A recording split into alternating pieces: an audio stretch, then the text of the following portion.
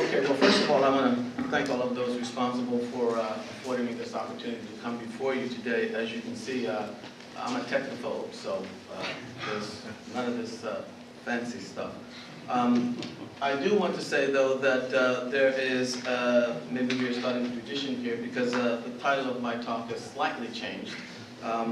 It was originally Religious Freedom, From What, For What, Liberalism and Mimesis. The talk that I'm actually going to give, it's a slight change.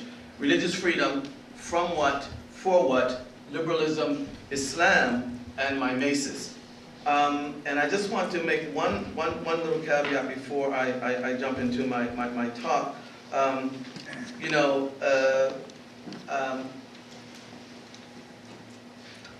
in this post 9/11 moment in which we live, it is often sort of a common reflex to when a Muslim speaks, he or she is understood to be speaking for the entire Muslim religion, and I want to sort of preempt that notion right here. I speak for myself as an American Muslim, but for myself only. I'm right, and they should agree with me, but that's another issue. At the risk of insulting the intelligence of some of our respected conferees, it might be useful to begin by clarifying my terms of reference. By liberalism, I am not speaking about Democrats versus Republicans, big versus limited government, or the tendency towards open-minded versus conservative social-cultural reflexes. I am speaking rather of the philosophical perspective that grew out of the European Enlightenment and continues to exercise far-reaching influence on the way that we as Americans tend to go about negotiating socio-political reality, especially the role of religion. Of course, liberalism is not a single position, but rather a family of positions, from the utilitarianism of John Stuart Mill through Kant's fundamental rights, from Robert Nozick's libertarianism to the political liberalism of John Rawls, with several shades and iterations in between. For our purposes, however, the tradition that has grown up around John Rawls' political liberalism will be most relevant. At its origins, liberalism called into question all forms of authority outside the individual self, especially that of the church. It emerged, thus, as the philosophy of autonomous individual choice, with the only restrictions on such choice being the extent to which it encroaches upon the freely made choices of others. Choice in this capacity becomes its own legitimizer, and the right to choose is placed above the presumed good or bad of any particular choice. Meanwhile, the individual is placed above the community. As one advocate of liberalism recently put it, and I quote, "Each person is one and not more than one. Each feels pain in his or her own body, and the food given to A does not arrive at the stomach of B." Thus, liberalism is opposed to forms of political organization that are corporatist and organically organized, that seek a good for the group as a whole, without focusing above all on the well-being and agency of individual group members. Thus, the central question of politics should not be how is the organic whole doing, but rather how are X and Y and Z and Q doing. Of course, liberalism is not a call to moral or political chaos. The right to choose is not absolute, but presumptive. And this presumption can be overturned in the interest of ensuring a well-ordered society, where the balance between competing choices is effectively managed. Here is where we come to the most relevant feature of liberalism with regard to the present topic. Liberalism insists that restrictions on choice can only be validated on the basis of rational justifications. I must provide you with reasoned justification for why you should not be able to make a particular choice. The reasons I provide, moreover, cannot be based on any ideological or religious commitments that are exclusive to me. Rather, I must transcend my subjective commitments and argue on the basis of reasons that any reasonable person would find acceptable, regardless of his or her subjective commitments. Muslims, Jews, and Christians, for example, could not argue for a ban on crack cocaine on the basis of Quranic or biblical injunctions. They can only do so on the basis of such things as health implications or the overall threat to public safety, arguments with which even atheists could agree. John Rawls referred to this kind of reasoning as public reason, a reasoning to which everyone has equal access, again, regardless of personal commitments. Political liberalism only aspires to be a political theory, not an overall philosophy of life. It aims to regulate relations between individuals and the state, or between individuals and each other, in the political sphere only. In theory, therefore, the dictates of liberalism need not govern life outside the political realm, for example, in the family, in civic organizations, or within religious groups. In reality, however, our political culture in America is so overwhelmingly liberal that we as a society tend to calibrate our basic institutions, educational, governmental, legal, and entertainment, to instill, police, and reinforce liberal values and sensibilities. And these tend to go with us wherever we go. Thus, while political liberalism does not set out to be an overall philosophy of life, it turns out to be virtually indistinguishable from such in actual effect. As Harry Eckstein notes in his congruency theory, and I quote, "Governments perform well to the extent that their authority patterns are congruent with the authority patterns of other units of society." As for the concept of mimesis, here I am merely referring to the notion that moral and spiritual education are effected through the process of imitation. This is predicated upon the belief that some authority outside the self is in possession of a knowledge or a mode of being that is acquired not merely through the rational apprehension of concepts and principles, but via the conscientious, assiduous, and consistent act of following. Included in this is the idea that religious instruction aims not simply to inform, but also to transform.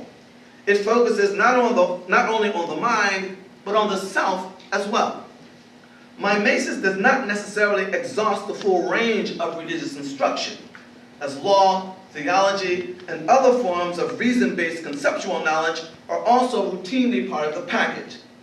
But mimesis can be a central ingredient of religion, and without it, a religious system as a whole may not be able to function as it should. Islam is easily a religion of mimesis. Its commitment to mimesis operates on both a primary and a secondary level. On the primary level, it revolves around the normative example of the Prophet Muhammad, his so-called Sunnah. On the secondary level, it attaches to the cumulative tradition of the Muslim community extended across the ages.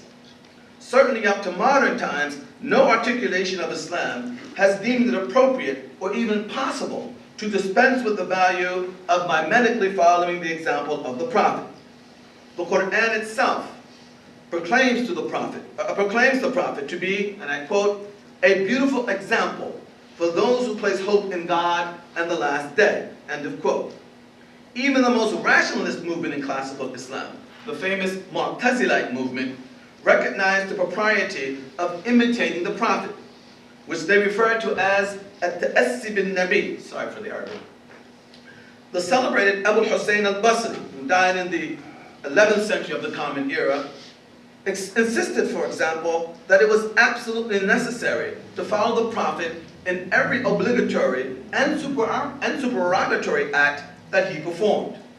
The remaining schools of Muslim theology, all of whom opposed the Mu'tazilites, would only express themselves in terms designed to show that they, and not the Mu'tazilites, were the true upholders of the Prophet's Sunnah. The second level on which mimesis becomes important is, as mentioned, Muslim tradition. Here, of course, we confront the problem of drawing the actual proper boundaries of tradition. Still, there can be little doubt that tradition, however defined, functions as a clear object of mimesis in Islam. It constitutes a process by which one can learn and relearn how to articulate certain truths, how to feel in particular situations, or how to comport one's body in the face of this or that. The embodied practices of tradition help one acquire certain aptitudes, immunities, and interpretive prisms through which one is able to monitor and change oneself, one's emotions, language, wants and non-wants, indeed, one's overall predisposition towards life. Tradition ties one to a collective megapast, where one communes with long-dead heroes and heroines, and draws lessons and inspiration from their lives. In a real sense, Muslim tradition functions as a sort of third scripture, after the more explicitly recognized Quran and Sunnah. Indeed, only tradition can explain why Muslims settle upon some of the particular interpretations of scripture or history on which they settle, in the face of a myriad assortment of equally plausible interpretations. This is also why merely consulting the Quran or the Sunnah of the Prophet or the schools of law is often not enough to explain Muslim behavior or attitudes. Of course, mimesis is hardly unique to Islam. Christians value the concept as well, at least some Christians. The Christian theologian Stanley Hauerwas, for example, explicitly sets Christianity apart from what he sees as the hegemony of cognitivism in the modern world. That is, the idea that we can only learn and be changed by what we come to know rationally. And a clear swipe against Kant, he writes, and I quote, "Christian ethics involves learning to imitate another before it involves acting on principles, though principles are not excluded. We do not become free by conforming our actions to the categorical imperative, but by being accepted as disciples and thus learning to imitate a master. Morality is not chosen and then confirmed by the example of others. Instead, we learn what the moral life entails by imitating another." End of quote. To be sure, Muslim tradition, like tradition in general, is hardly an unproblematic construct. Indeed, the rhetoric of Muslim tradition is used at times in a manner seemingly designed to put our critical faculties to sleep, as would an anesthetic or an aphrodisiac. But such problems are largely internal to the Muslim community. Our concern in the present context is to explore the relationship between liberalism as the inevitable basis of religious freedom in America and mimesis as a critical feature of Islam as a lived reality. The problem, as I see it, is as follows. Liberalism acknowledges that in the interest of producing a particular kind of society, a well-ordered society, we may impose restrictions on individual choice. Such restrictions may only be imposed, however, on the basis of rational justifications, and these must be grounded in public reason. Now, if a religious person or community deems a particular choice to be good or bad, not because it is reasonable or unreasonable, but because it is consistent or inconsistent with the model and instructions of the one they follow as master, shall this religious person or community be denied this investment in mimetic practice and forced to devise instead universally acceptable rational justifications? If mimetic commitment is discounted as a justification on grounds that it is not rational, or if it is rational, on grounds that it does not comport with the dictates of public reason, what can be the meaning of religious freedom for people for whom mimetic practice is a core religious value? Can religious freedom be maintained in the face of the requirement that religious communities express themselves in some third language that forces them to betray their true convictions? If Muslims hold adultery, for example, to be bad, not because it constitutes cheating, but because God and the Prophet said so, and because they believe that it breaches the kinds of practices that produce and sustain good Muslims, is this to be denied or discarded in favor of a more universally acceptable, rational argument? And if, as Reinhold Niebuhr once put the matter, power is almost always a factor in the rational assessments of competing groups, how long are the rational arguments of a minority religion likely to hold up against those of the more powerful, wealthy, and institutionally entrenched majority? In sum, can religious freedom and the very integrity of religious communities be sustained in the face of the demand that they vindicate their views and practices on the basis of public reason?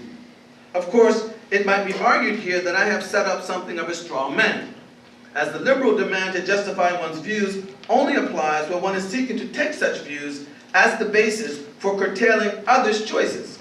In other words, where one seeks to translate one's views into the law of the land, this must be accompanied by justifications that appeal to all of those who are affected.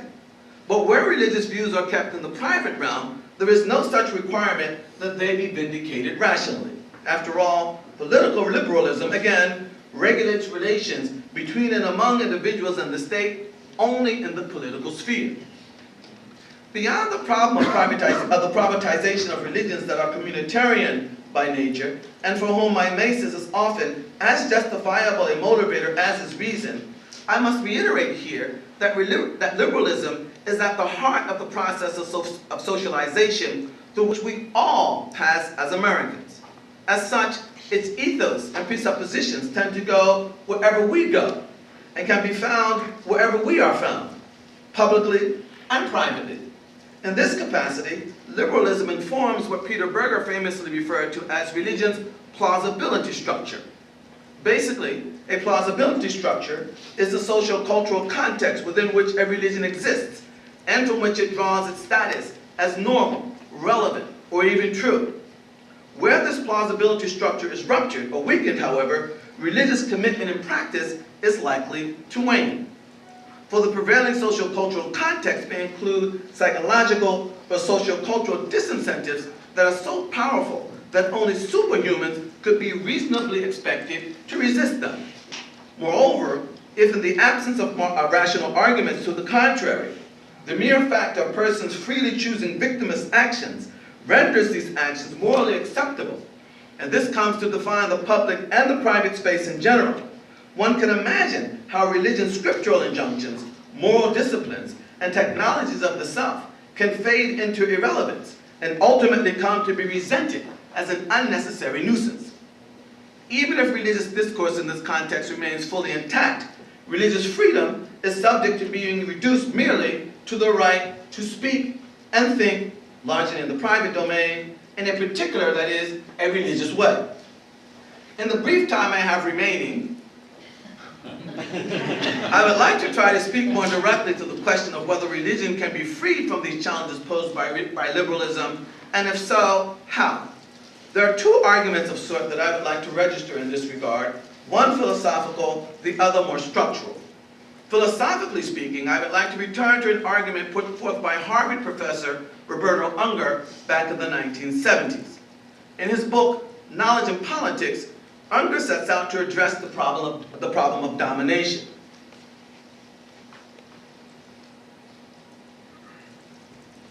To make a long story short, he pointed out that liberalism was ultimately a purveyor of the very domination that it set out to avoid.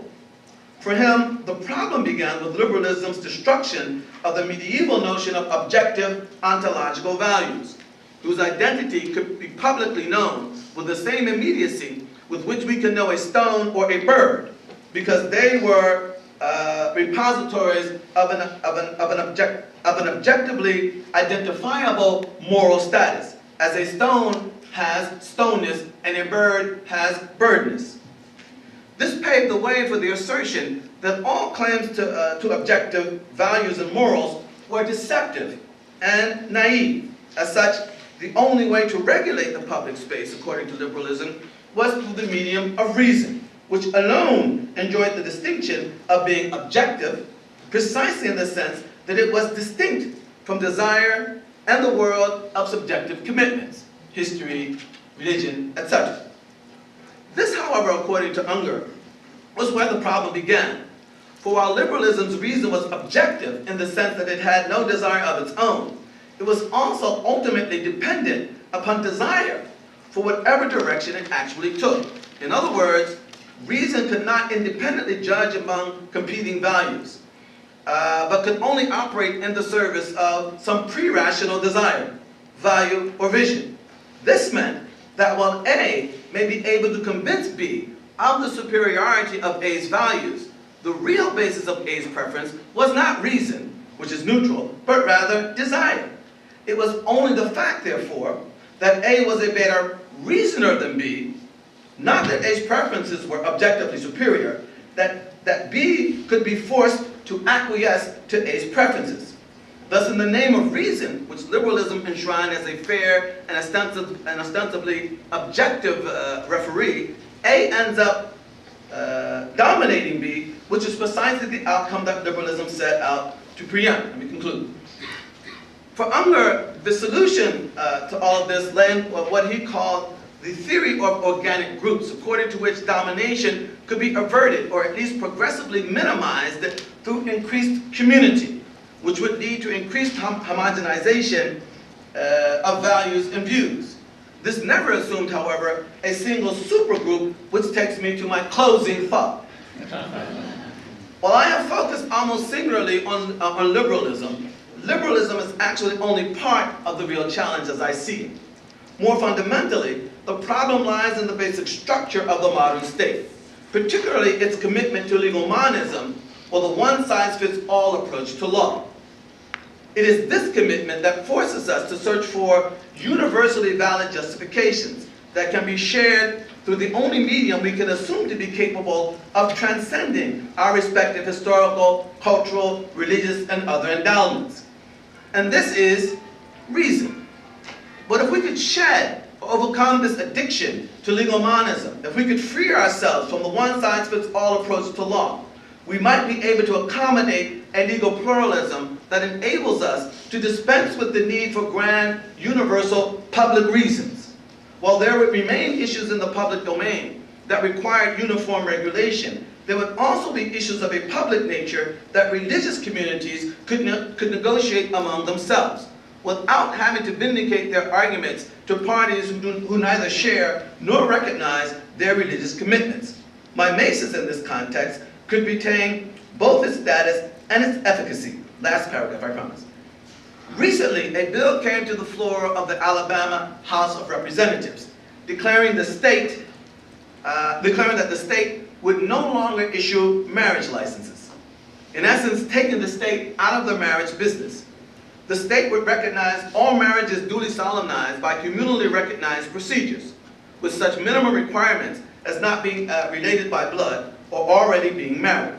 When such marriages are presented to the state for ratification, the state will recognize them, and those persons will simply be married. Ultimately, this bill, if passed, could open the way to new possibilities of legal pluralism in America, and put an end to such arguments as those that we are presently having over the issue of same-sex marriage.